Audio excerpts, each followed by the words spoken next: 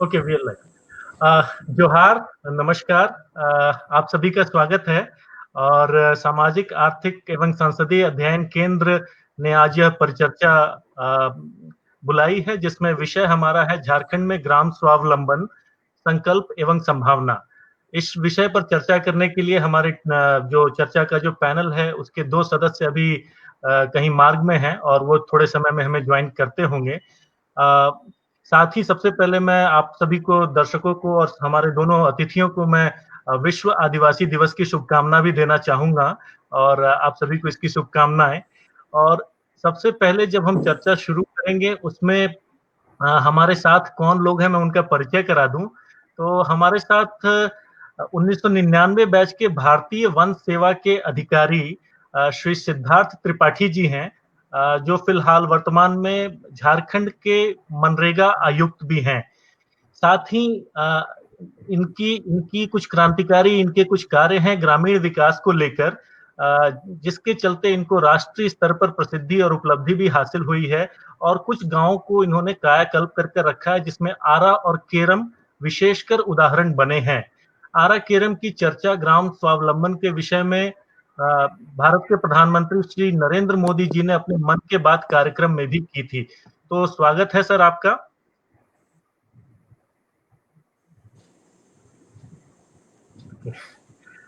उस जी, उसके साथ ही हमारे साथ हैं श्री मानस सतपथी जी।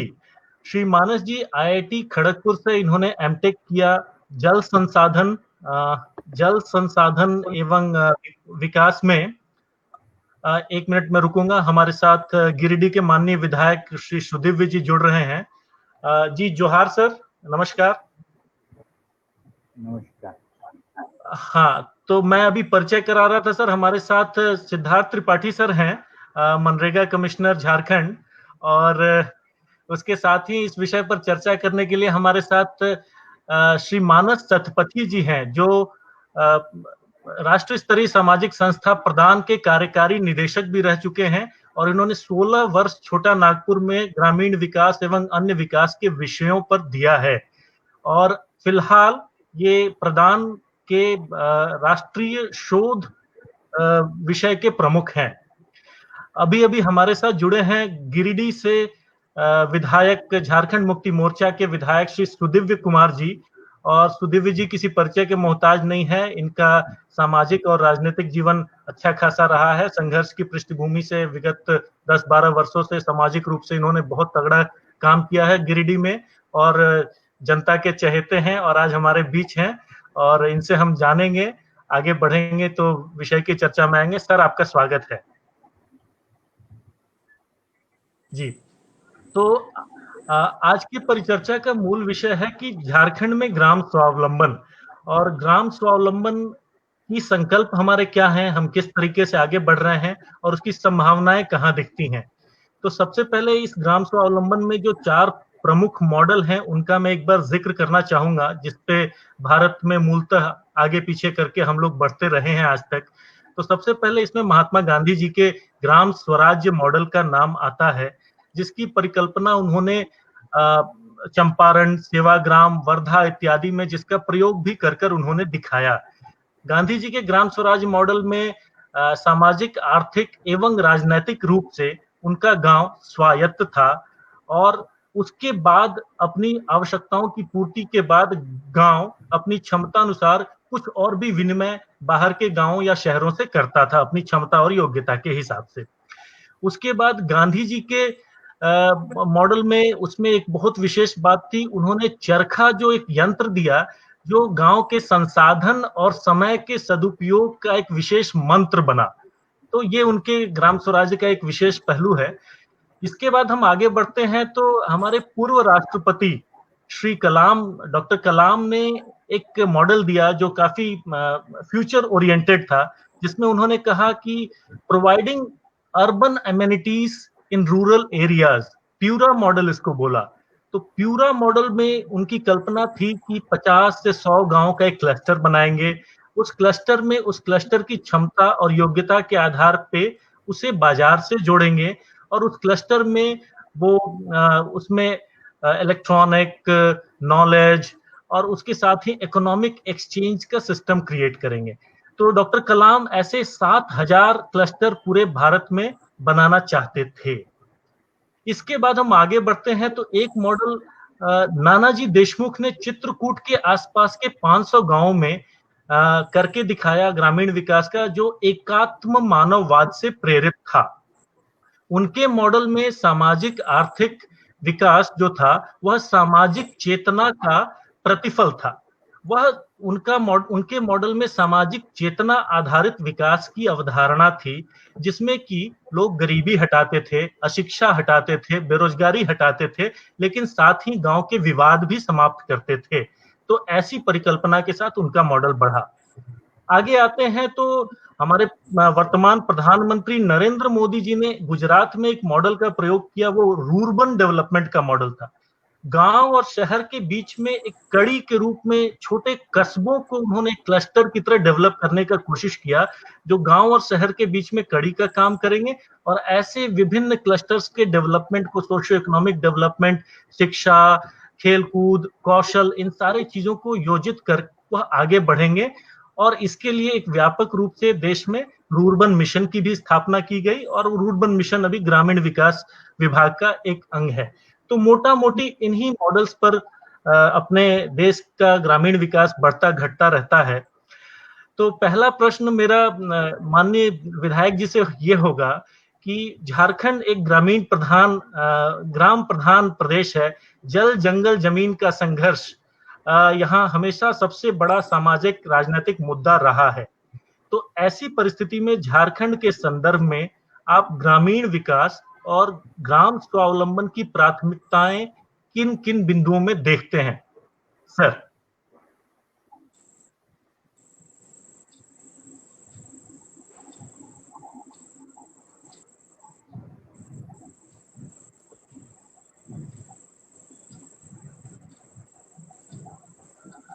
सर आपकी आवाज क्लियर नहीं आ रही सर। हाँ।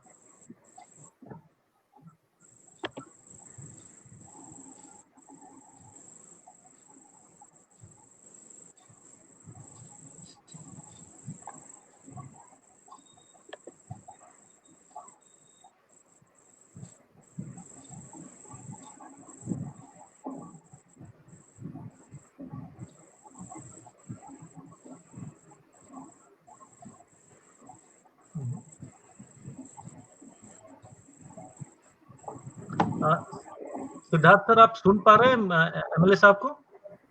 नहीं, मैं आपको सुन पा रहा हूं। ऐसा लगता है माननीय विधायक की आवाज नहीं।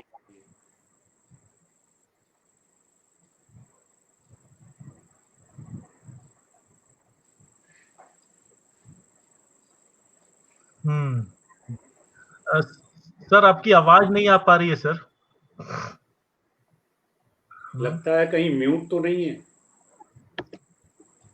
एक बार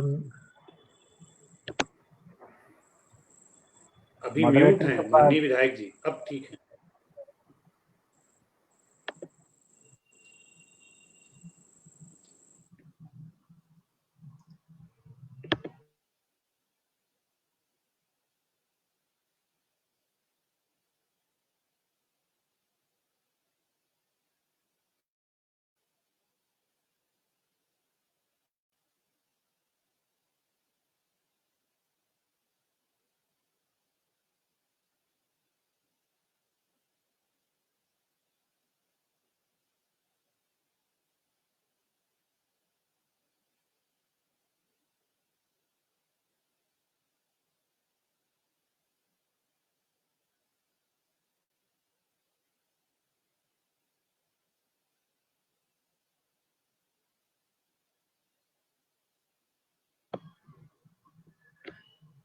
सर सर क्षमा करेंगे, किसी कारण से आपकी आवाज नहीं आ पा रही है सर।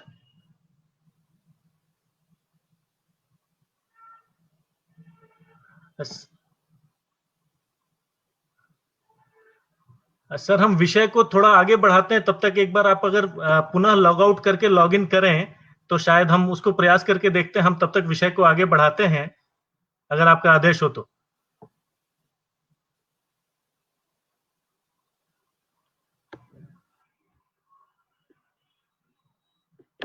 ओके। कुछ तकनीकी कारण से हम उनको नहीं सुन पा रहे थे, तो उम्मीद है जल्दी ही हमारे साथ जुड़ेंगे।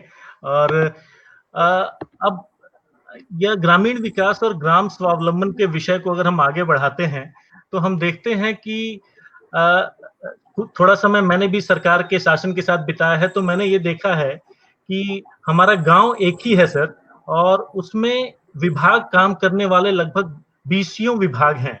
तो एक गाँव को अलग-अलग विभाग अलग-अलग तरीके से छूते हैं। एक ग्रामीण की आवश्यकताएँ जो उसकी अपेक्षाओं के इर्द-गिर्द नाचती रहती हैं, जो कभी शिक्षा का स्वरूप लेती हैं, कभी स्वास्थ्य का स्वरूप लेते हैं, कभी कृषि का स्वरूप लेते हैं, कभी वानिकी का स्वरूप लेते हैं, लेकिन अलग-अलग विभाग उनको अलग तरीके से छूते हैं।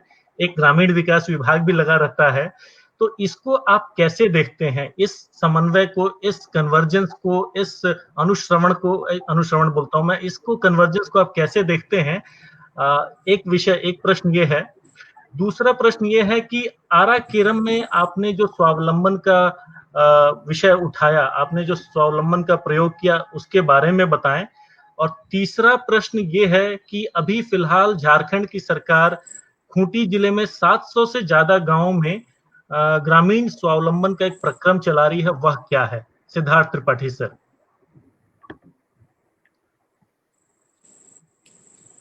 मुझे लगता है कि नेट की कुछ समस्या है, इस वजह से अगर हम लोग वीडियो को थोड़ा म्यूट करके रखें, हो सकता है तो कुछ बेहतर हो। सुदीप जी से भी आप इस बात को करें, माननीय विधायक से, क्योंकि जुड़ा रहना उचित होगा। जी बिल्कुल, बिल्कुल। तो देवाशीष जी, सबसे पहले तो आपको भी मैं और सभी लोगों को विश्व आदिवासी दिवस की बधाई देना चाहूँगा। दरअसल आपका विषय बहुत ही समसामयिक है। अभी माननीय प्रधानमंत्री जी ने भी आत्मनिर्भर भारत की संकल्पना की है, और आत्मनिर्भर भारत की संकल्पना के तभी संभव हो सकती है जब हमारे गांव आत्मनिर्भर हों। उसी को दूसरे शब्दों में आपने ग्राम स्वावलंबन की बात कही है। ग्राम स्वावलंबन की अवधारणा आत्मनिर्भर गांव की अवधारणा से ही जुड़ी हुई है। वास्तव में ग्राम स्वावलंबन का मतलब ये नहीं है कि गांव में चुनौतियां न हो। चुनौतियों का अभाव कभी नहीं होगा। अगर बेसिक एमिनिटीज भी किसी गांव में दे दी जाएं, तो भी वहां चुनौतियां बनी रह सकती हैं, अलग तरह की चुनौतियां होंगी। वहां के रहने वाले लोगों में उन चुनौतियों पे विजय प्राप्त करने का आत्मविश्वास ही हमें ग्राम स्वावलंबन की ओर ले जाएगा। अब मैं आपको जो इसके परिणाम हैं चुनौतियों के, उनकी तरफ ले जाना चाहूँगा। आप जानते हैं कि ये जो चुनौतियां हैं हमारे यहाँ गांव में, इनका जो परिणाम है वो बड़े पैमाने पे गांव में गरीबी है। गरीबी हमारी बहुआयामी है। जैसा आपने स्वयं बताया कि कई जगह शिक्षा का अभाव है, कहीं स्वास्थ्य का अभाव है, कहीं कौशल का अभाव है, कहीं पोषण का अभाव है, कहीं पीने के पानी की दिक्कत है, कहीं सिंचाई के पानी की दिक्कत है, कहीं रोजी रोटी की दिक्कत है।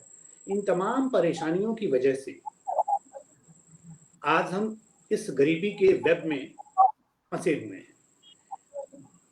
मेरा ये स्पष्ट मानना है, जितने भी अध्ययन हमने किए हैं ग्रामीण स्तर पे जाकर के समझने की कोशिश की है, मुझे ऐसा लगता है कि हमने सही ढंग से इस समस्या को टैकल करने की कोशिश ही नहीं की है। कुछ जगहों पे आप अगर देश में देखें कि लगभग 70, 72, 73 साल की आज़ादी के बाद के समय में कितने गांव आपके स्वावलंबी आत्मनिर्भर हुए हैं, तो इनकी संख्या इतनी कम है कि वो नहीं के बराबर है। और जिसके पास सबसे बड़ी जिम्मेदारी है, उन्होंने ये जहमत भी नहीं उठाई कि हमसे जाकर के ये देखा जाए कि ये जो गांव 2, 5, 10 जो भी हैं, अगर ये स्वावलंबी बने हैं तो ये कौन से कारक हैं, ये उनको हम अपने संग में ले आए। मेरा ये मानना है कि हम इस विषय को अभी समझ ही नहीं पाए हैं। सिर्फ अभी हम कह रहे हैं कि हम स्वावलंबन या आत्मनिर्भर की ओर बढ़ना चाहते हैं। उदाहरण के लिए मैं बहुत अच्छे ऑर्गेनाइजेशंस की बात करूं, वो ग्राम स्वावलंबन की अवधारणा किस तरीके से सभी आयाम में गांव स्वावलंबी हो, गरीबी मुक्त हो, इस चीज को न समझ करके किसी एक दो आयाम को लेकर के वो काम करना शुरू करते हैं, चाहे वो शिक्षा हो, स्वास्थ्य हो, पोषण हो, रोजी रोटी हो। और मैं एक उदाहरण दूंगा, कई ऐसे ऑर्गेनाइजेशन हैं जो जब गांव में वो सोचते हैं कि अगर खेती बाड़ी थोड़ी बेहतर हो जाए, लोगों को रोजगार के अवसर मिल जाएंगे, शायद गांव की स्थिति सुधर जाएगी, वो जाकर सीपेज लाइन में ही कुआं खोदना शुरू कर देते हैं, वहीं पे लिफ्ट लगाना शुरू कर देते हैं। परिणाम क्या होता है कि जो नदी बिल्कुल ही पहले पेरिनियल थी, समय के साथ साथ में 2 4 6 महीने ही अब वो पेरिनियल रह पाई है, वो अब आपने ऐसा कर दिया कि अब शायद वो अगले कई वर्षों तक पेरिनियल नहीं होगी। क्यों ऐसा हुआ? क्योंकि हमने जो पठार ही हमारा राज्य है, हर गांव के ऊपर पहाड़ पे जंगल है, हमने जंगल की सुरक्षा से गांव वालों को नहीं जोड़ा। तो अगर जंगल की सुरक्षा से गांव नहीं जुड़ेगा तो उसके नाले सदानीरा नहीं रहेंगे, उनके नालों में पानी नहीं रहेगा और गांव किसी भी तरह जल स्वावलंबी नहीं बन सकता है। तो एक छोटा सा उदाहरण मैंने देने की कोशिश की है। इसी तरह कई ऐसी चीजें हैं जिनको आपको करने की आवश्यकता है। जो सब चीज है जो करने की, वो है कि गांव को आप एक प्लेटफॉर्म पे, मैंने स्वावलंबन की अवधारणा को योजनाओं से हटा करके 3 बिंदुओं पे केंद्रित। पहली ये है कि आपको अब दिल्ली, रांची और जिला के हेडक्वार्टर या प्रखंड के हेडक्वार्टर गांव को स्वावलंबी नहीं बना सकते। आपको गांव में अपने समय का निवेश करना होगा, क्योंकि गांव भी अब कई चीजों में, जेंडर, रिलीजन, कास्ट, पॉलिटिक्स, इन सब चीजों में बटे हुए हैं। अब तो जब तक गांव इकट्ठा नहीं होगा अपनी समस्याओं पे चिंतन करने के लिए, वो आगे नहीं बढ़ सकता। तो मेरा मानना है कि जब तक ग्राम सभा के लेवल पे गांव संगठित और एक नहीं होगा, आप गांव और अपनी समस्याओं पे मिलकर के चिंतन नहीं करेगा, बाहरी व्यक्ति, चाहे वो सरकारी व्यक्ति ही क्यों ना हो, कितना ही पावरफुल हो, वो उसको स्वावलंबन की ओर नहीं आगे ले जा सकता। हमें लोगों के अंदर ही स्वावलंबन का भाव जगाना। गांव स्वावलंबी तब बनेगा जब वहां के लोग स्वावलंबी हों, न कि वहां बिजली, सड़क, पानी, आंगनबाड़ी, स्कूल, हॉस्पिटल की व्यवस्थाएं चकाचक कर दी जाए और गांव बेहतर हो जाए। अगर गांव के लोग स्वयं स्वावलंबी होना नहीं चाहेंगे तो इन सारी सुविधाओं को देने के बाद भी हो सकता है 2 4 5 साल में वो गांव पीछे चल जाए। अक्सर आप देखते हैं, मैं उदाहरण दूं अपने राज्य का, जहां से मैं आता हूं, वहां पे अलग तरह की समस्याएं हैं। खाने की समस्या नहीं है, 15 20 फीट पे लोगों को पीने का पानी और सिंचाई का पानी मिल जाता है। 24 घंटे आप इंजन चलाएं, गैंजेटिक बेल्ट में पानी की अभी कमी नहीं है, लेकिन वहां अलग तरह की कमियां हैं। बड़े लोगों के अंदर ये भाव आता है कि हम कैसे जो समाज में छोटे तबके हैं उनका एक्सप्लॉयटेशन करें, कैसे अन्य तरीके से उनको दबाएं। तो मैं पूरी दुनिया को मिनिएचर वर्ल्ड की तरह से देखता हूँ। मुझे लगता है जैसे आज दुनिया में कई देश आपस में अपने स्वार्थों की वजह से लड़ रहे हैं और कुछ बड़े राष्ट्र उनको लड़ाते हैं, इसी तरह गांव का भी भाव होता है। तो जब तक हम ग्रामीणों को एक प्लेटफॉर्म पे, ग्राम सभा पे नहीं ले आएंगे, तब तक हम गांव को गांव स्वावलंबन की ओर नहीं ले जा पाएंगे। जैसा देवाशीष ने पूछा कि आरा केरम में क्या हुआ, आरा केरम में भी यही हुआ। आरा केरम लगभग मुझे वहां जाते हुए 3.5 वर्ष अब हो रहे हैं और मैं लगभग हर शनिवार या रविवार को उस गांव में जाता हूँ। शुरू में गांव आप पे भरोसा नहीं करता, क्योंकि आप जिस सिस्टम को रिप्रेजेंट करते हैं उसकी गांव में कोई क्रेडिबिलिटी नहीं है। जब आप गांव में शुरू में जाते हैं तो वो आपको सुनता जरूर है, ताली जरूर बजा देता होगा, लेकिन वो आप पे विश्वास नहीं करता है। जो ट्रस्ट है उसको बिल्ड करने के लिए आपको बार बार उनके साथ जाना होगा, उनका हमदर्द बनना होगा। और एक बार जब उनको विश्वास हो जाता है कि आप उनके लिए जीना चाहते हैं, आपका त्याग उसी लेवल का हो जाता है जो एक माँ का त्याग होता है परिवार के लिए, तो बात बनने लगती है। और उसके बाद वो गांव जिस तरह से अपने आप को बदलना शुरू करता है, तो पहली चीज जो मैं कहता हूं वो है सामाजिक चुनौतियां।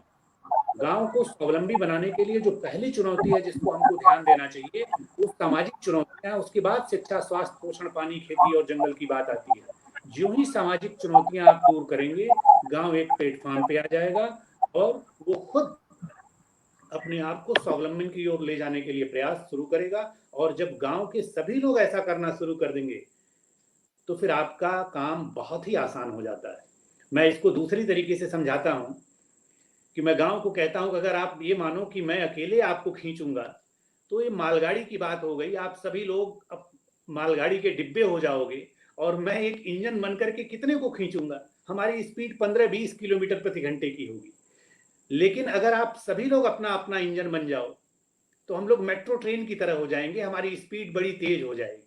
तो हमारा प्रयास गाँव में वो होता है कि हर व्यक्ति अपना इंजन बने, उसको दूसरा व्यक्ति उसको खींचने की ज़रूरत ना पड़े। और ज्यों ही ऐसा होता है, आप आश्चर्य करेंगे कि 500-600 घर की आबादी का गाँव, मुश्किल से 125 घर का गाँव, कल्पना करें कि 70 से 75 दिन में लगभग 2 करोड़ का श्रमदान कर लेता है। 600-700 चेक डैम बना लेता है, अपने आप को जल स्वावलंबी बना लेता है। इसके लिए आपको योजनाओं की आवश्यकता नहीं होती है। योजनाएं हैं, उन योजनाओं का उपयोग बेहतर होना शुरू हो जाता है। तो अभी मैं अपने आप को यहीं रोकता हूँ और मैं चाहूँगा कि अन्य लोग जो पैनलिस्ट हैं वो अपने विचार इस पे दें, फिर हम लोग आगे चर्चा करेंगे। बिल्कुल, बहुत-बहुत धन्यवाद सर। आपने जो विषय है कि सुविधा से स्वावलंबन संभव नहीं है, उसके लिए व्यक्ति आधारित व्यक्ति को ही इंजन बनाकर आप स्वावलंबन की परिकल्पना करते हैं, हम इस पे वापस लौटेंगे। फिलहाल हम अपने माननीय विधायक सर के पास चलना चाहेंगे। सर, आप सुन पा रहे हैं हमें? आप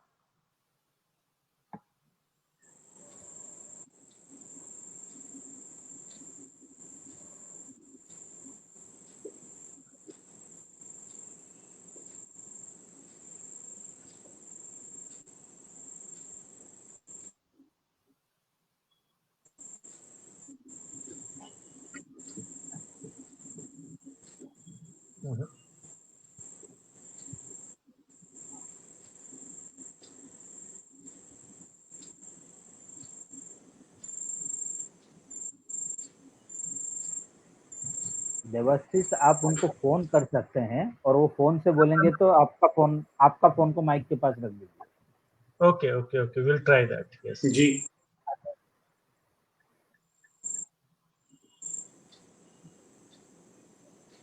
अब अपना एयरटेल मोबाइल करें घर से रिचार्ज, पाएं अन्य सेवाएं या कर शिकायत दर्ज एयरटेल थैंक्स ऐप या www.airtel.in पर।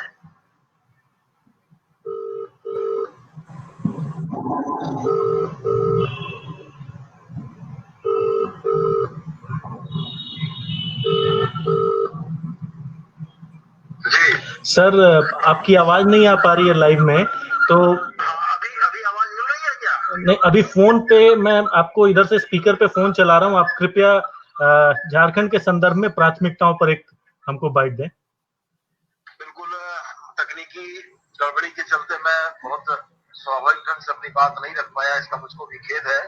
तो मैंने शुरू किया था देवाशीष जी की आज बड़े संयोग से विश्व आदिवासी दिवस की यानी 9 अगस्त की संध्या में हम लोग बैठे हैं और निश्चित रूप से आपने जिन मुद्दों और बातों को लेकर शुरुआत की उसमें कहीं ना कहीं महात्मा गांधी जी के ग्राम स्वराज्य की अवधारणा से इन चीजों की शुरुआत की। मैं सिर्फ ये कहना चाहता हूं कि झारखंड जो बिरसाई कल्चर, बिरसाई सोच, आदिवासी समाज की भावनाओं से ओतप्रोत प्रदेश है, इसने कहीं ना कहीं स्वावलंबन की अवधारणा बहुत पहले रखी थी। ये परिस्थितियां अनुकूल ऐसे हों कि गांव अपनी जरूरतों की चीजों को सिर्फ उतना ही इस्तेमाल करे जो प्रकृति उसको अनुमति देती है। तो मेरा इसमें सिर्फ ये कहना है कि स्वावलंबन एक ऐसा जादुई शब्द है जिस शब्द के बड़े सारे निहितार्थ हैं। स्वावलंबन को बिंदु में अगर बांटे हम लोग तो हमें लगता है कि स्वावलंबन में प्रथम बिंदु से लेकर 10वें अंक तक हम ले जाएंगे तो हम ये साबित कर सकते हैं कि गांव किस स्तर तक स्वावलंबी हुआ है। 10वां इसका एक्सट्रीम पॉइंट हो, पहला इसकी शुरुआत का पॉइंट हो। तो मेरा सिर्फ ये कहना है कि सरकार की योजनाओं से हम त्रिपाठी साहब जैसे अफसर, मानस साहब जैसे स्वयंसेवी समूह के लोग रोज 2-4 होते हैं, लेकिन कहीं ना कहीं ये जरूर दिखता है कि गांव के स्तर पर, जमीन के स्तर पर इन योजनाओं के बारे में जनता का विश्वास थोड़ा कम है। कहीं ना कहीं इसके लिए हम आप तमाम लोग दोषी हैं।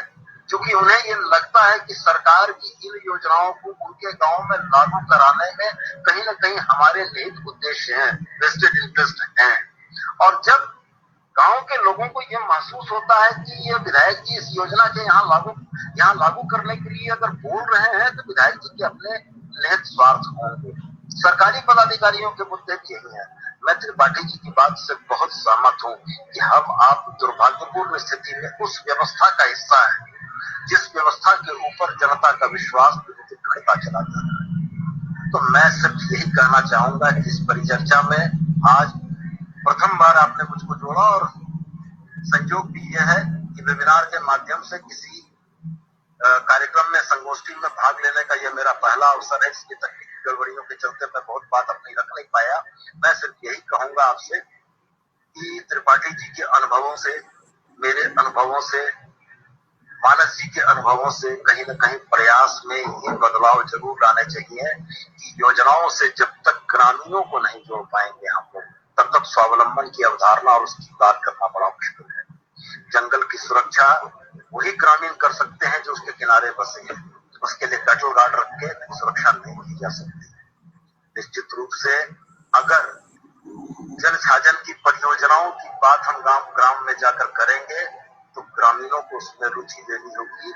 इस जल छाजन की परियोजना से उनके ग्राम का जल स्तर ऊपर आएगा। अगर उनको ये दिखेगा कि ये योजनाएं ठेकेदारी के लिए हो रही है तो निश्चित रूप से उनका जुड़ाव नहीं होगा। ये बड़ी जवाबदेही हमारे आप पर है।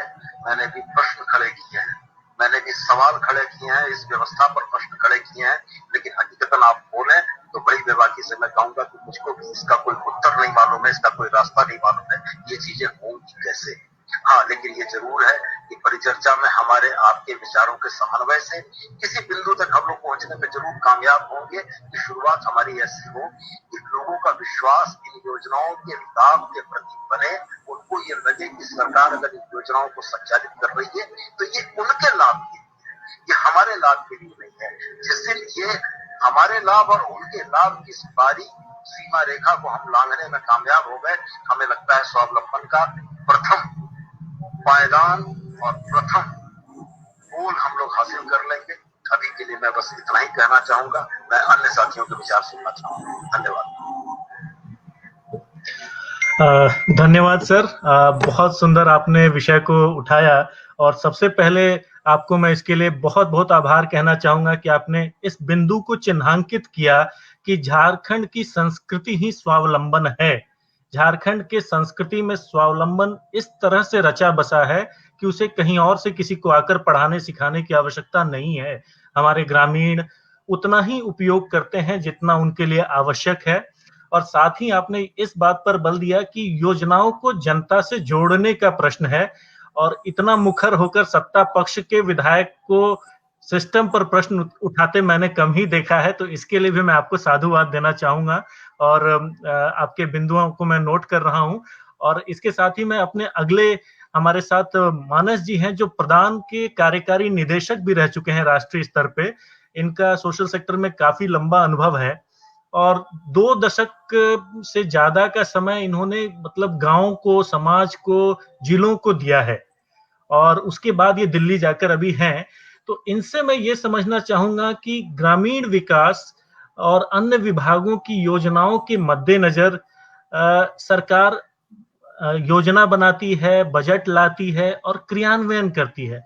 तो क्या आप यह देखते हैं कि जो ये योजना बनाने की, चाहे राज्य सरकार हो या केंद्र सरकार हो, इसकी जो प्रक्रिया है, इसकी जो प्लानिंग है और इसका जो इम्प्लीमेंटेशन है, ये आने वाले समय में जो गांव हमारे तैयार हो रहे हैं, जो गांव की सामाजिक, आर्थिक और अन्य अपेक्षाएं होंगी, उसके लिए काफी है? यदि नहीं तो फिर क्या मार्ग है? कृपया।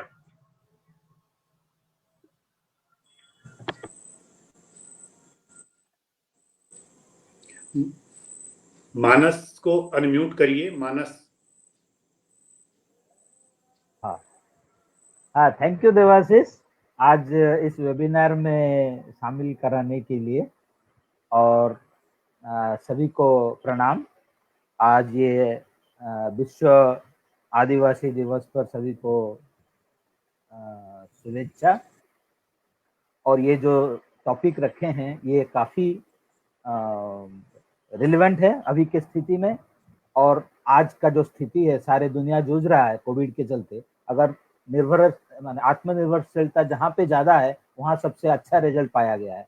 तो कोई भी समस्या को सामना कर सकते हैं लोग जब इकट्ठे होके वो खुद का विकास का रिस्पॉन्सिबिलिटी खुद लेते हैं। तो इसलिए इसके अलावा और कोई उपाय नहीं है, हमें सिर्फ रास्ता ढूंढना चाहिए कि कैसे इसको बढ़ावा दे सकें आगे। तो अगर आप जो प्रश्न किए हैं कि आज के दिन में किस तरह से प्लानिंग और इम्प्लीमेंटेशन हो रहा है विकास का कार्यों का, तो ये मैं बताना चाहूंगा कि जब स्वाधीनता के बाद से ही जितने सारे कार्यक्रम लिया गया है विकास के लिए, ग्रामीण विकास के लिए, अगर एक समस्या उसमें पाया गया है, आज तक जितने भी सारे लिए गए, एक कॉमन समस्या अगर पाया गया है कोई भी इवैल्यूएशन में कुछ भी, तो वो है लोगों की भागीदारी। किसी भी चीज में देखा गया है कि लोगों की भागीदारी की कमी के कारण अगर सफल नहीं हो पाया है, तो ये एक कॉमन कारण रहा है। तो इसका इम्पोर्टेंस इतना ज्यादा है। तो इसलिए आजकल और भागीदारी भी सही शब्द नहीं है। जैसे कि विधायक जी बताए कि उनका काम, वो क्या भागीदारी थे, वो तो ओनर है, उनसे अच्छा किसी और को समस्या का पता ही नहीं है। प्रॉब्लम ग्लोबल है लेकिन सॉल्यूशन, हल तो उसका लोकल है। सिंचाई के लिए जो पंजाब में हो सकता है वही चीज यहाँ नहीं हो सकता है। सिंचाई समस्या सबके जगह सबके लिए है, लेकिन क्या उसके लिए हल है वो यहाँ के लोगों के लिए अलग है और वही कर सकते हैं। तो इसलिए उनको भागीदारी नहीं, वही ओनर है। तो इसलिए वो उनका जिम्मा होना चाहिए कि हमारे गांव में क्या होना चाहिए समस्या को समाधान के लिए। तो ये जो इसको बढ़ावा देने के लिए भी काफी कार्यक्रम सरकार ने किया है। जैसे कि आपको बताऊं, अभी आज के दिन में सबसे बड़ा सरकार का जो कार्यक्रम है वो है MGNREGA, और बहुत ही इम्पोर्टेंट है गांव में बदलाव लाने के लिए। रोजगार के साथ साथ गांव में रोजगार बढ़ाने के लिए काफी सारे तालाब साधन हो सकता है इससे। तो ये सबसे बड़ा इम्पोर्टेंट प्रोग्राम है। तो इसी को लेके मैं बता रहा हूँ। तो ये शुरू हुआ है 2005 में। तो इसमें ये यही एक्सपेक्ट किया गया था कि लोग ही बताएंगे उनको क्या काम चाहिए और उन्हीं का ही प्लान को ही एग्जीक्यूट किया जाएगा इस प्रोग्राम के अंतर्गत, ताकि लोगों को रोजगार भी मिले और ऐसा असेट मिले जिससे उनका आमदनी बढ़े और वो ये अनस्किल्ड लेबर पे डिपेंडेंट ना रहे। ये था उद्देश्य। लेकिन जैसे कि टाइम बाउंड होता है सरकार में, तो इस महीने प्लान बनना है, तो उसी महीने प्लान नहीं बना तो धीरे धीरे वो लोगों का प्लान नहीं होके वो सरकार लोगों का या पंचायत के द्वारा प्लान बना, तो लोगों का भागीदारी कमी रहा उसका प्लान बनाने में। तो फिर गाइडलाइन बना, IPP उसको बोलते हैं, इंटेंसिव पार्टिसिपेटरी प्लानिंग एक्सरसाइज। ये इसका गाइडलाइन बना, क्योंकि समस्या का समाधान तो सबको पता है, तो इसलिए नॉलेज की कमी नहीं है कि लोगों का इन्वॉल्वमेंट के बिना कोई भी कार्यक्रम सफल होना मुश्किल है। तो IPP एक गाइडलाइन लाया गया NREGA में लोगों के द्वारा प्लान बनाने का। तो कहीं कहीं अच्छा से भी हुआ जहाँ पे लोग इन्वॉल्व हो पाए और लोगों का ही प्लान बना। उसमें हम लोग काफी झारखंड में त्रिपाठी जी भी के साथ में ही मिलके काफी गांव में प्लान बनाए, और जहां जहां वो प्लान हो पाया इम्प्लीमेंटेशन, वहां का बदलाव बहुत अलग तरह का है। लेकिन ये बहुत कम जगह ही हो पाया, क्योंकि इसके लिए एक सभी का साथ चाहिए। मतलब जैसे हम लोग आए, हम लोग के साथ और कितने 26-30 NGO झारखंड के जुड़े, सरकार जुड़े, गांव ग्राम पंचायत को हम लोग जुड़े। ये जो जॉइंट एक्शन हुआ, इसी से बदलाव ज्यादा दिखाई दिया। तो इसलिए कोई भी एक एक्टर के पास सारे चीज नहीं है। जब मल्टीपल एक्टर्स एक ऑब्जेक्टिव को लेके, एक मिशन को लेके जुड़ते हैं, तो उसका अच्छा प्रभाव दिखता है। तो वही हुआ। तो लेकिन ये जैसे बहुत जगह क्या हुआ, प्लान तो बना, फिर प्लान के बाद उसका एग्जीक्यूशन नहीं हुआ, इससे फिर गांव के लोगों को हरासमेंट होता है। तो ये शॉर्ट टर्म भी नहीं देखना चाहिए। हमें एक 5 साल के, 3 से 5 साल का एक कार्यक्रम बना के लोगों का प्लान बने, उसका मॉनिटरिंग हो और उसको इंश्योर करें कि उनका प्लान हो पाया और उन्हीं के द्वारा हुआ। वो ग्राम सभा में उसका मॉनिटरिंग करें। जैसे कि विधायक जी बताए, ग्राम सभा को बिल्ड करना बहुत जरूरी है अगर हम गांव को स्वावलंबी बनाना चाहते हैं। तो उसके लिए मैंने एक्ट में कोई दिक्कत नहीं, एक्ट है, गाइडलाइन है, सब कुछ है। तो लेकिन हमें क्या होता है, जो टाइम बाउंड में हम सोचते हैं कि ये नहीं हो पा रहा है तो दूसरा रास्ता अपना लेते हैं, लेकिन ये सोचना जरूरी है कि दूसरा रास्ता है ही नहीं, यही रास्ता है कि ग्राम सभा को ही रिस्पॉन्सिबिलिटी देना है प्लान बनाने का, एग्जीक्यूट करने का, मॉनिटर करने का, और ये इंश्योर करने का कि जो लास्ट पर्सन बोलते हैं, जो सबसे कम वॉइस वाले आदमी है, उनका भी वेलबींग इंश्योर हुआ है। तभी जाके ये जो हमारे वर्तमान के सरकार है जेएमएम का, उनका इलेक्शन मैनिफेस्टो में पढ़ा था, उसमें जो सबसे इंस्पायरिंग था कि एक इक्विटेबल सोसाइटी बनाने का। तो इक्विटेबल सोसाइटी तो तभी बन सकता है, इसके लिए दूसरा रास्ता ही नहीं है, तभी बन सकता है जब गांव को हम रिपब्लिक के जैसे देखें, उनको आत्मनिर्भरशील बनाए और उनका विकास का जिम्मा उनको दें। तो ये जो ऑब्जेक्टिव जेएमएम सरकार का था अभी इलेक्शन मैनिफेस्टो में, तो उसको अगर परस्यू करना है सीरियसली तो यही एक तरीका है कि हम ग्राम सभा को पूरा दायित्व दें उनका विकास का। अभी अगर सब्सिक्वेंटली आप देखें जीपीडीपी, ग्राम पंचायत डेवलपमेंट परियोजना, डेवलपमेंट प्लान, तो इसमें भी यही है कि ग्राम पंचायत जीपीडीपी बनाएंगे। ग्राम पंचायत को 14th फाइनेंस कमीशन 2015 में सीधा पैसा देने का किया, अभी 2015 फाइनेंस कमीशन भी वही करेंगे। लेकिन उसमें उम्मीद ये था कि सारे convergence of all government programs GPDP को एग्जीक्यूट करने में लगेंगे। अदरवाइज 14th फाइनेंस कमीशन या 15th फाइनेंस कमीशन का पैसा लिमिटेड है।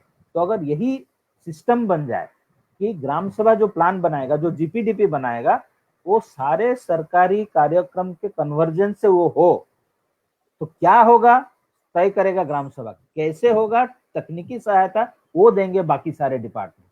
तो कन्वर्जेंस होके वो अगर हो, यही सिस्टम बने, दूसरा सिस्टम हम देखें ही नहीं, तब ये जो उद्देश्य है स्वावलंबी ग्राम बनाने का और इक्विटेबल सोसाइटी बनाने का, तो ये जरूर हम लोग इंश्योर कर पाएंगे। तो यही मेरा कहना है। Thank you. Thank you Manas sir, आपकी बातों को मैंने समझा। आप सिस्टम के साथ, प्लीज सिद्धार्थ सर।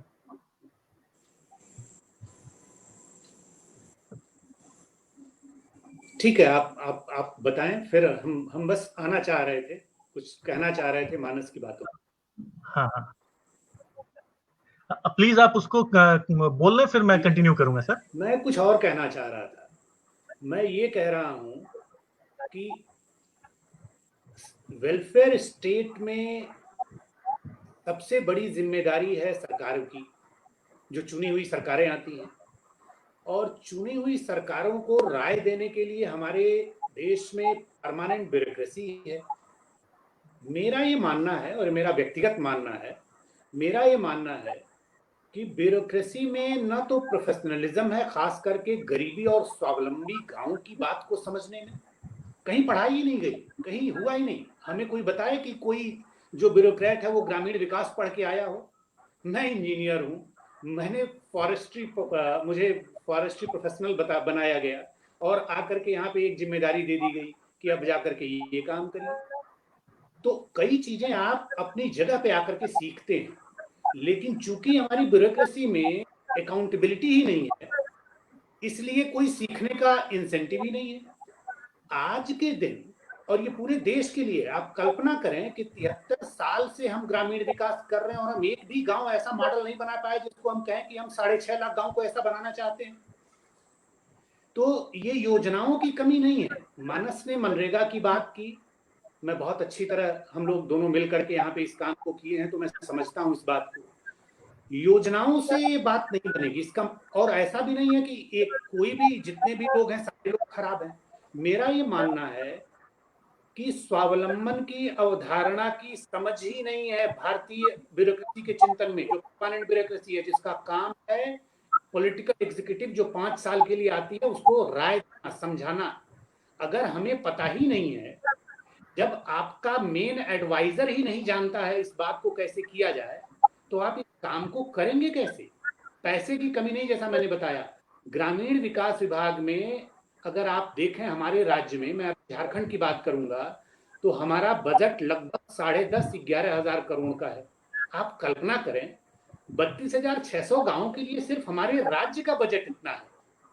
इसके अलावा और भी तमाम विभाग हैं जो गांव में खर्च करते हैं, वेलफेयर है, फॉरेस्ट है और तमाम लोग हैं, सोशल वेलफेयर है।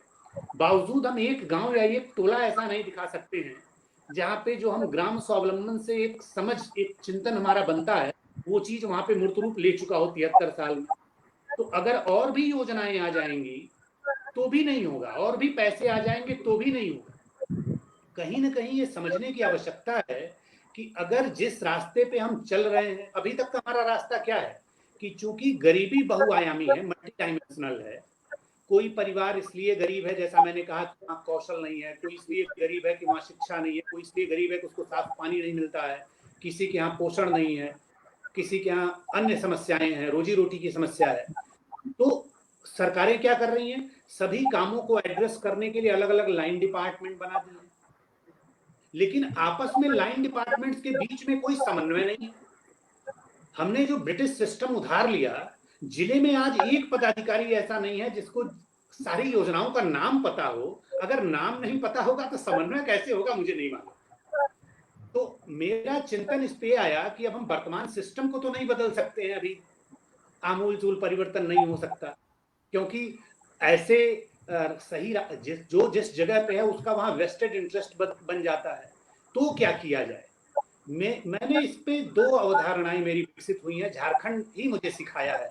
मेरे सबसे बड़े गुरु ग्राम स्वावलंबन में झारखंड के गांव के रहने वाले लोग हैं। उन्होंने मुझे बताया कि ये सारी चीजें अगर ऐसी चलें तो भी कैसे हम इस काम को कर सकते हैं। तो 2 तरीके हैं।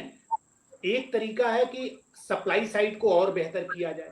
सप्लाई साइड से मेरा तारतम्य क्या है, जैसा मैंने बताया कि जिला और प्रखंड से भी ये काम नहीं हो सकता। 73rd अमेंडमेंट में पावर देने की बात कही गई ग्राम पंचायतों को, दुर्भाग्य से हमने उसको भी ईमानदारी से नहीं लागू किया।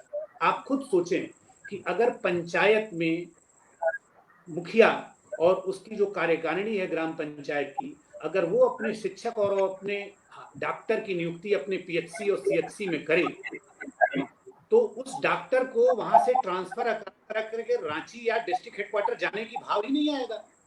वो तो पूरे जीवन के लिए वहीं पे है, पूरी नौकरी उसको 35 साल वहीं करनी है। वो छोड़ेगा, दूसरा डॉक्टर वो ले आएगा। अभी हमने क्या किया है, कैडर बना दिया है, कोई डिस्ट्रिक्ट कैडर है, कोई राज्य का कैडर है। अब आपने किसी को किया है जो माननीय मंत्री जी, माननीय विधायक जी का कंस्टिट्यूएंसी का पार्ट है, मान लीजिए पारसनाथ के इर्द गिर्द का कोई जंगली इलाका पीरटाण का। अब पीरटाण में अगर किसी टीचर को रहना है, किसी डॉक्टर को रहना है, अब वो रोज पैरवी लगा रहा है माननीय विधायक जी से ही कि मुझे यहाँ से हटवा करके गिरिडीह करवा दीजिए, नहीं तो रांची करवा दीजिए। मुझे बताइए, वो बेचारे आदिवासी जो वहाँ रह रहे हैं, उनको कभी शिक्षा और स्वास्थ्य की सुविधा मिल पाएगी? ये वो बेसिक चीजें हैं जो हम नहीं समझते हैं। कोई भी शासन की व्यवस्था हो, मैंने अध्ययन करके मैं बता रहा हूँ आपको, चाहे कम्युनिज्म हो, डेमोक्रेसी हो, राजशाही हो, जब तक आप डिसेंट्रलाइज नहीं करेंगे डिसीजन मेकिंग को, तब तक आप सप्लाई साइड को एफिशिएंट नहीं बना सकते हैं। तो सप्लाई साइड को एफिशिएंट बनाने की ये मेरा दर्शन है, मैंने आपसे शेयर किया।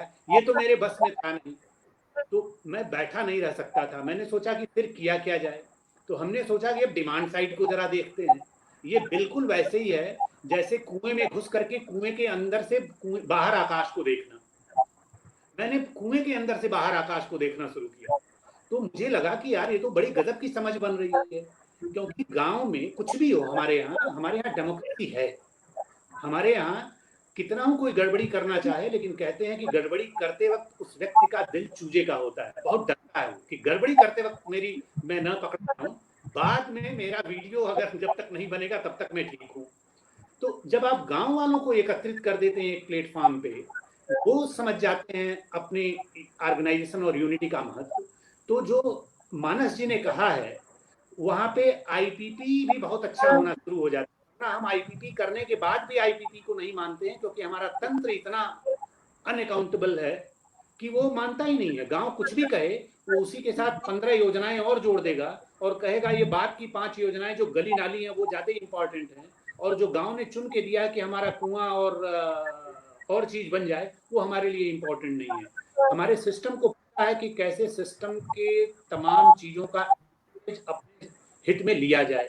तो मेरा ये मानना है कि अगर आप गांव ग्राम सभा के लेवल पे ऑर्गेनाइज कर दें, तो उस गांव में करना असंभव हो जाता है। आरा केरम में और कुछ नहीं हुआ, मैंने एक पैसे का वहां पे निवेश नहीं किया है, कोई व्यक्तिगत निवेश नहीं है, कोई बाहर की फंडिंग नहीं है।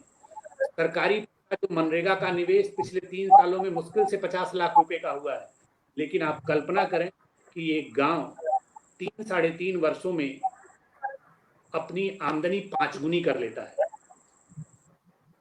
5 गुनी कर लेता है।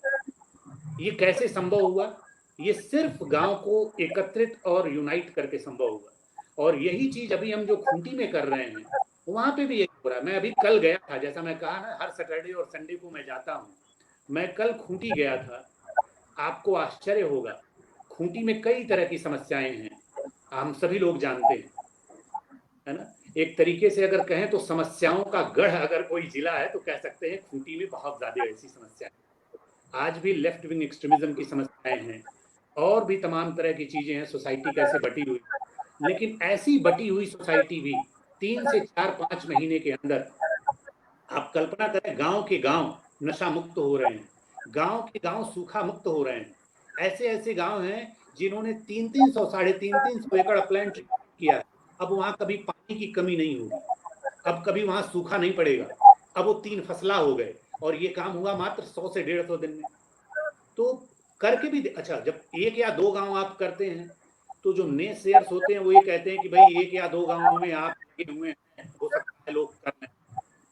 लेकिन अब तो मैंने ये काम ऐसे लोगों से करवाया है जो गांव की बहनें हैं, कक्षा 8 पास 10 पास, और इसमें पैसा भी नहीं खर्च होता है, इतना कम खर्च होता है। आप कल्पना करें कि एक गांव में मात्र 1.5 लाख रुपए अगर आप लगा दीजिए तो वो गांव 2 से 2.5 साल में स्वावलंबी हो जाएगा, वाटर सरप्लस हो जाएगा, वहां 3 फसला हो जाएगा, और जितनी भी सामाजिक कुरीतियां आप समझते हैं वहां की सफाई होनी शुरू हो जाएगी, छोटे परिवार का महत्व जान जाएंगे, नशा से दूर हो जाएंगे, झगड़ा हो जाएंगे, अर्थ मैरिज नहीं होगी बहनों की, बाल श्रम नहीं होगा, जेंडर इश्यूज को बेहतर तरीके से हैंडल करेंगे, और शिक्षा, स्वास्थ्य, पोषण, पानी, सभी मुद्दों पे।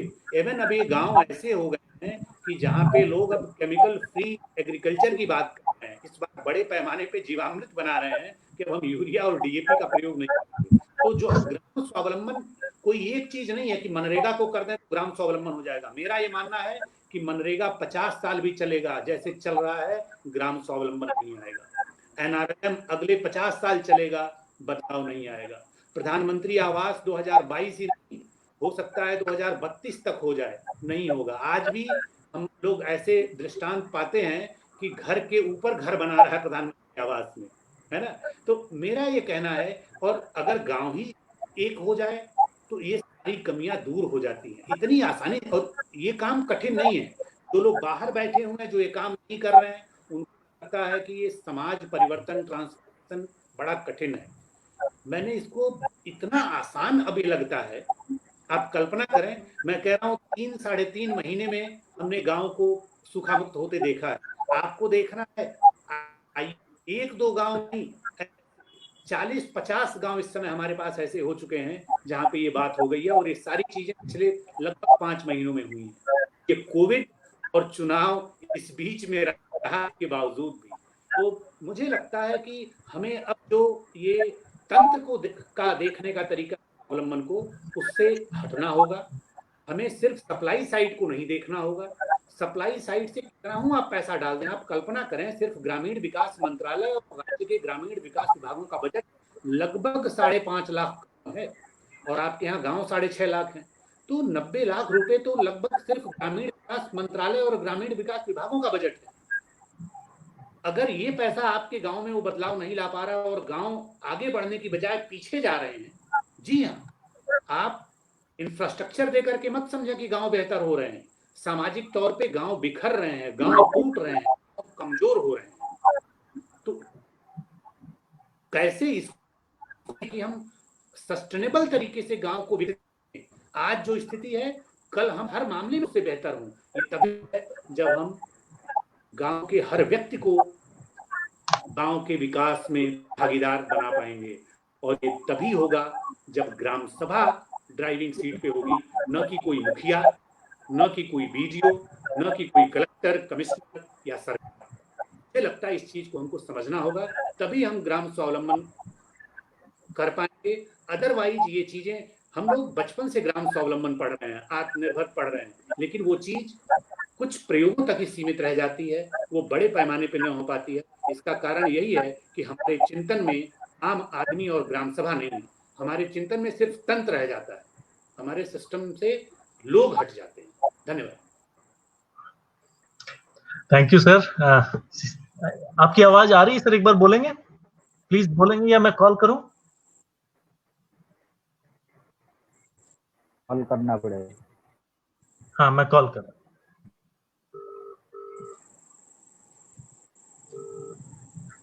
Hello, yes sir, please. हाँ हाँ, हमारे विषम चर्चा रही और बहुत सारे विचार आए। त्रिपाठी जी के विचारों से भी मैं प्रभावित रहा और मानस जी की बातों से भी कुछ बातों से सहमत और साथ में कुछ बातों से असहमत रहा।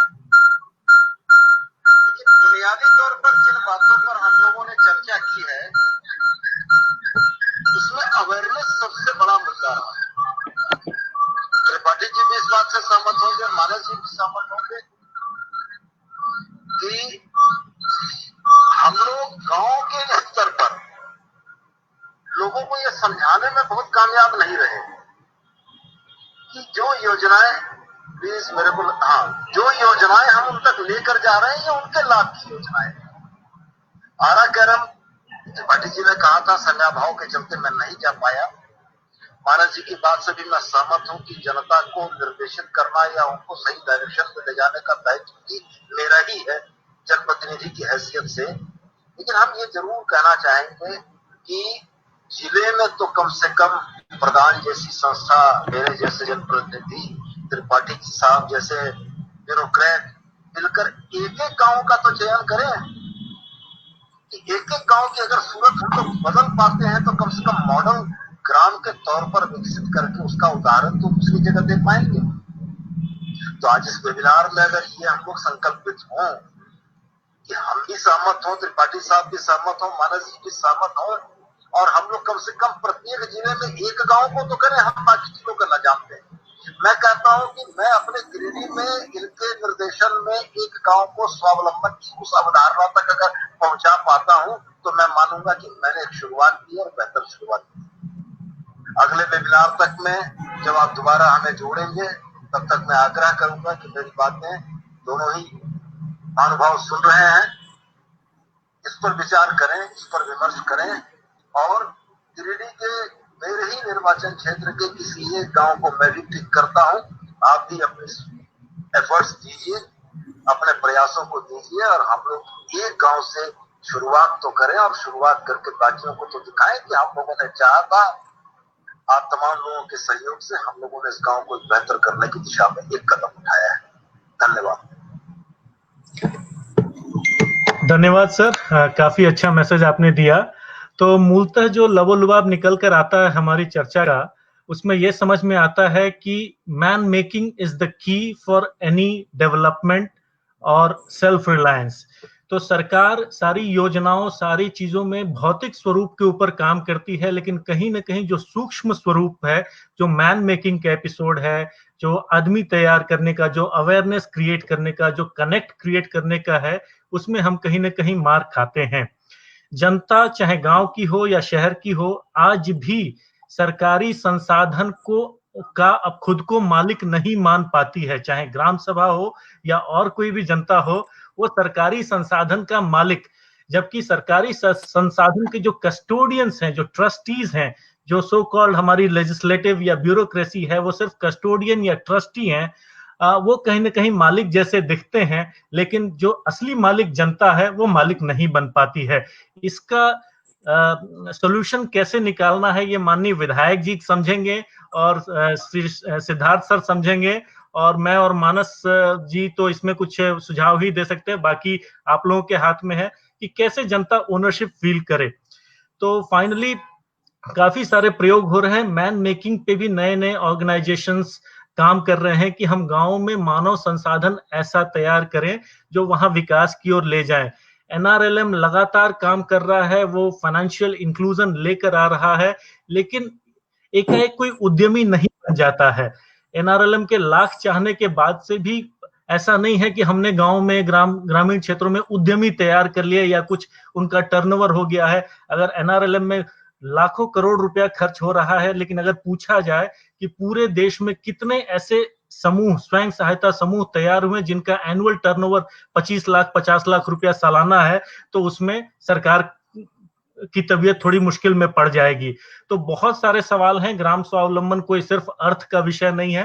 ग्राम स्वावलंबन में उसकी शिक्षा, उसका स्वास्थ्य, उसकी कृषि, उसके संसाधन, उसके मानव संसाधन, उसकी आकांक्षाएं, भविष्य की तैयारियां, सारे विषय आते हैं। और इन विषयों पे बहुत सुंदर पक्ष रखा हमारे सिद्धार्थ सर ने, जिन्होंने बताया कि आरा केरम में उन्होंने कुछ विशेष नहीं किया, बस लोगों को अपनी जिम्मेदारियों का मालिक स्वयं बना दिया। द ओनरशिप, जो सोशल ओनरशिप है उसको क्रिएट किया उन्होंने, और उसको उन्होंने एक चैनल दिया। लेकिन अब अगली चुनौती यह आती है कि माननीय विधायक जी जैसे संवेदनशील, या माननीय हमारे सिद्धार्थ सर हैं, चाहे मानस सर हैं, इन जैसे हम कितने नए लोग तैयार कर रहे हैं समाज में। What is the method, what is the protocol which we are developing, कि हम ऐसे लोग तैयार करें। बिकॉज अल्टीमेटली कोई भी स्वावलंबन या कोई भी डेवलपमेंट हम खोजते हैं तो हमें उसके लिए उपयुक्त लोग चाहिए। तो क्या हम लोग तैयार कर रहे हैं, ये प्रश्न हमारे पास रहेगा। और इन्हीं प्रश्नों के साथ कुछ प्रश्न वापस रखते हुए मैं आप सबको धन्यवाद कहना चाहूंगा। और हमने लगभग हम अपने समय के पास आ चुके हैं। मानस सर, एक फाइनल बाइट आप अगर कुछ कहना चाहेंगे प्लीज। जरूरत है कि जैसे कि त्रिवेदी जी बताए, और भी ऐसे 40-50 गांव है, हम भी बोल रहे हैं कि प्रधान के एरिया में करीब 100 ऐसा है जहां गांव के लोग अपना विकास का जिम्मा लिए हैं और वो अलग दिखते हैं। जैसे कि आप जानते हो महिला लोग गुमला में पोल्ट्री चलाते हैं, बहुत जिला में गुमला वाला सबसे बड़ा है। तो कितना उनका एनुअल टर्नओवर है 40 करोड़। गांव के महिलाएं पोल्ट्री कोऑपरेटिव चला रहे हैं, उनका एनुअल टर्नओवर 40 करोड़ है और कई सालों से चला रहे हैं। कितना समस्या का सामना कर चुके हैं, जैसे कि कोविड क्राइसिस में भी प्राइस क्रैश हुआ था, फिर भी वो सर्वाइव कर रहा है और ग्रो कर रहा है। तो इसलिए मैं बोल रहा हूँ कि 100-150 गांव हो चुके हैं। अभी हमें ये देखना चाहिए कि पूरा लार्ज एरिया में कैसे ट्रांसफॉर्मेशन लाए। और अभी नॉलेज की कमी नहीं है, मैं सहमत हूँ त्रिपाठी जी से, नॉलेज की कमी नहीं है, अभी करेज चाहिए to bring about that required system change. System में बदलाव की लाए ताकि ये चीज कैसे सब जगह हो पाए, क्योंकि तरीका बदलना पड़ेगा। लोगों का क्षमता में विश्वास करना पड़ेगा कि सकते हैं। मेन मुद्दे प्रॉब्लम यहीं पे है, एडमिनिस्ट्रेशन का ये बिलीफ लोगों के कैपेबिलिटी में नहीं है, इसलिए वो दूसरा रास्ता अपना लेते हैं कि नहीं, जो गांधी जी का विश्वास था कि it is better for people to perish than not to have self rule, ये विश्वास होना चाहिए कि इससे अच्छा है कि वो एग्जिस्ट ना करें, लेकिन करें तो सेल्फ रूल से करें। ये विश्वास के साथ हमें एक ही तरीका दिखना चाहिए, और उसी तरीका को अगर सिस्टम बनाए तो आप देखिए लार्ज स्केल बदलाव दिखेगा झारखंड में। यही मैं कहना चाहता हूँ। धन्यवाद। Thank you Manas sir. और इसी के साथ मैं उम्मीद करूंगा कि जैसा हमारे माननीय विधायक जी ने निवेदन किया है, उसके हिसाब से हम लोग गिरिडीह में भी शीघ्र एक क्या कम से कम 5 ऐसे गांवों पे काम करने की कोशिश करेंगे। और हम इंटीग्रल रूरल डेवलपमेंट का कुछ मॉडल गिरिडीह में भी लेकर आएंगे। और मैं आप सबका धन्यवाद कैसे अदा करूं, बट समय हो चला है। तो बहुत बहुत धन्यवाद सिद्धार्थ सर, सुदेव सर, मानस सर, बहुत बहुत धन्यवाद। थैंक यू, बहुत अच्छा। Thank you so much.